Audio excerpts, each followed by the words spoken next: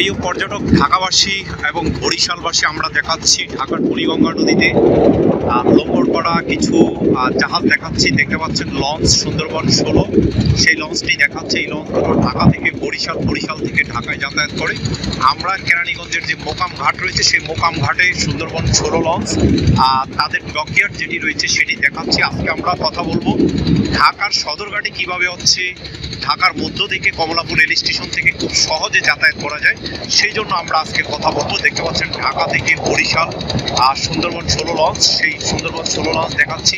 পাশে রয়েছে captain launch, যেটি হচ্ছে ঢাকা নাজিরপুর যাতায়াত করে, এবং তারপরে আমরা দেখাচ্ছি মহারাজ লঞ্চ 7, যেটি ঢাকা থেকে শৈলা পূবালি 12, যেটি ঢাকা থেকে ইলিশা পর্যন্ত যাতায়াত করে। সেই লঞ্চগুলো আপনাদেরকে দেখাচ্ছে। আমরা বলছি travelpost24.com থেকে, আমরা বলি দ্য ইমেজ অফ বাংলাদেশ, বাংলাদেশের প্রতিচ্ছবি। এভাবে বাংলাদেশের বিভিন্ন পর্যটনের ভিডিও আমরা করে থাকি। আপনারা পর্যটক, আমরা দেখাচ্ছি সেই পূবালি লঞ্চ, যেই পূবালি লঞ্চটি ঢাকা পটুয়াখালী যাতায়াত করত। বর্তমানে পূবালি 12 লঞ্চ ঢাকা থেকে ভোলা ইলিশা ঘাটে যাতায়াত করে।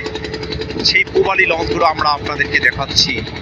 দেখাচ্ছি রাজারহাট সি, যেই জাহাজটি ঢাকা কলকাতা ঢাকা যাতায়াত করতে, এবং এমবি শুভরাজ সুরভি 9 লঞ্চ ঢাকা বরিশাল ঢাকা, এবং যুবরাজ 7 লঞ্চ, এবং সুন্দরবন 7 লঞ্চ ঢাকা আমতলী ঢাকা। এই লঞ্চগুলো এবং সেই লঞ্চগুলো হচ্ছে নোঙর করে রয়েছে, আমরা সেগুলো দেখাচ্ছি। এবং সাত্তার খান লঞ্চ, সেগুলো আমরা দেখাচ্ছি। আসলে এই অলঞ্চ লঞ্চগুলো যেগুলো দাঁড়িয়ে রয়েছে, যেগুলো না চলার কিছু কারণ রয়েছে, সেগুলো আমরা আজকে আপনাদেরকে বলবো। আমরা সেই মোকাম ঘাটটি দেখাচ্ছি, এবং ঢাকা থেকে বুড়িগঙ্গা নদীর পাশে এখানে যদি একটি ব্রিজ নির্মাণ করে দেওয়া হয়, তাহলে হয়তো এখান থেকে হচ্ছে ঢাকার যে কার্নিভাল ক্রুজ ঘাট, সেই ঘাটে হচ্ছে মানুষ খুব সুন্দরভাবে যাতায়াত করতে পারবে। সেখান থেকে সদরঘাট থেকে খুব সহজে যাতায়াত করতে পারবে। আমরা বুড়িগঙ্গা নদী দেখাচ্ছি, ঢাকা বেতুয়া ঢাকা।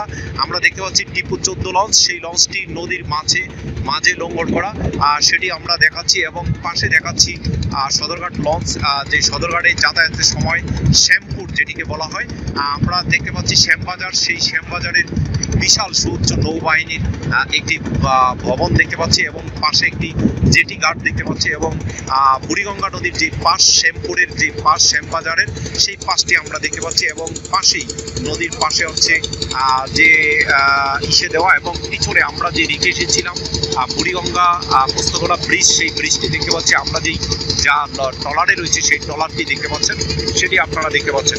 তো পর্যটক, আপনারা যারা আমাদের ভিডিও দেখেন, লাইক শেয়ার কমেন্টস করেন, আপনারা লাইক শেয়ার কমেন্টস করবেন। আমরা ঢাকা থেকে চরপেশন, ঢাকা থেকে হাতিয়া মনপুরা যেই লঞ্চগুলো, আমরা সেগুলো দেখাচ্ছি, তাদের ডকগুলো দেখাচ্ছি। দেখতে পাচ্ছেন ঢাকা ফারহান 4, ফারহান 3, এবং এটি হচ্ছে টিপু সাহেবের ডক যেটিকে বলা হয়, এবং ফারহান 10, এবং তাদের প্রায় 10টি, তাদের প্রায় 22টি লঞ্চ আছে, এবং টিপু 13 লঞ্চ আমরা সেটিও দেখাচ্ছি, আপনারা দেখতে পাচ্ছেন। এবং নিউ সান লঞ্চ, আমরা সেই টিপু লঞ্চের ডকইয়ার্ড, সেই পাশটি ওভারটেক করতেছি। এই লঞ্চগুলো এখানে অলস পড়ে রয়েছে, সেই লঞ্চগুলো সম্পর্কে আমরা বলছি। এখানে শত শত লঞ্চ, কর্ণফুলী 13 লঞ্চ, যেটি ঢাকা থেকে চরপেশন যায়, এবং চরপেশন থেকে ঢাকা যাতায়াত করে, এবং ঢাকা চাঁদপুর এবং তাশরিফ 2 লঞ্চ, সেগুলো আপনারা দেখতে পাচ্ছেন। এই লঞ্চগুলো হচ্ছে আসলে ঢাকা থেকে যাতায়াত করে, সবগুলো নোঙর করা লঞ্চ, যেগুলো হচ্ছে সন্ধ্যার পরে হচ্ছে যাতায়াত করবে, এবং সন্ধ্যার দিকে যাতায়াত করবে। আমরা আজকে ব্যতিক্রম যেই কথাটি বলবো, আমরা দেখাচ্ছি যে ঢাকার যে সদরঘাট পর্যন্ত যাতায়াতের জন্য কমলাপুর রেল স্টেশন থেকে একটি বিকল্প রাস্তার কথা আমরা বলেছিলাম। আপনারা যেটি দেখতে পাচ্ছেন, এটি হচ্ছে সদরঘাটের হচ্ছে কাঠের পোল। এই কাঠের পোলের জায়গা থেকে যদি একটি বিকল্প মেট্রো রেলের লাইন যদি তৈরি করা হয়, তাহলে সদরঘাটের এই অলস লঞ্চগুলো হচ্ছে চলাচল করতে পারবে।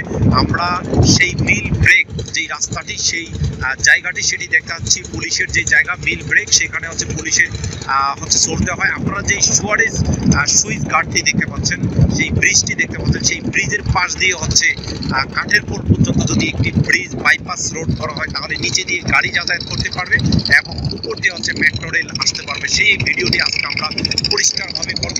এই অলস লঞ্চগুলো যেগুলো ঢাকা থেকে ভোলা, ঢাকা থেকে বিভিন্ন যেই জায়গা রয়েছে, আমরা আবে জমজম 7 লঞ্চ দেখতে পাচ্ছি, এবং দেখতে পাচ্ছি বোগদাদিয়া 12 লঞ্চ এবং ময়ূর 7 লঞ্চ। যেই লঞ্চটি নিয়ে আমি একটি ডকুমেন্টারি করেছিলাম, সেই লঞ্চটি ঢাকা চাঁদপুর ঢাকা যে লঞ্চটি যাতায়াত করে সেই লঞ্চটি দেখাচ্ছি, এবং ঈগল 8 লঞ্চ যেটি ঢাকা থেকে চাঁদপুর যাতায়াত করে, এবং ময়ূর 10 লঞ্চ তাদের আরেকটি নিউ ভার্সন, সেই লঞ্চগুলো আমরা দেখাচ্ছি। ময়ূর 2 লঞ্চ সেটিকেও দেখাচ্ছি, এবং পারাবাদ লঞ্চ ঢাকা বরিশাল ঢাকা এবং পারাবাদ 18 এবং অন্যান্য লঞ্চগুলো দেখাচ্ছি। আমরা বলেছিলাম যে ঢাকার সদরঘাটে যদি মেট্রো রেল ঢাকার সদরঘাট পর্যন্ত যদি যাতায়াত করে, মেট্রো রেলের একটি রাস্তা যদি বের করে, এক্সটেনশন রেট যদি বের করে, তাহলে হচ্ছে সদরঘাটে আর এইভাবে হচ্ছে বিড়ম্বনায় থাকতে হবে না, এবং মানুষ খুব সহজে সদরঘাটে হচ্ছে যাতায়াত করতে পারবে। যেই কাঠের পোলটি আপনারা দেখতে পাচ্ছেন, এই পাশে দিয়ে যদি হচ্ছে একটি হচ্ছে মেট্রো রেল অথবা বাইপাস রোড যদি বের করা হয়, তাহলে এই সদরঘাটের শত শত লঞ্চ যেইগুলো হচ্ছে বেকার লঞ্চ পড়ে আছে, এই লঞ্চগুলো বিভিন্ন দক্ষিণের বিভিন্ন জেলায় যায়, তাহলে আর ঢাকা শহরের এত জ্যাম থাকবে না।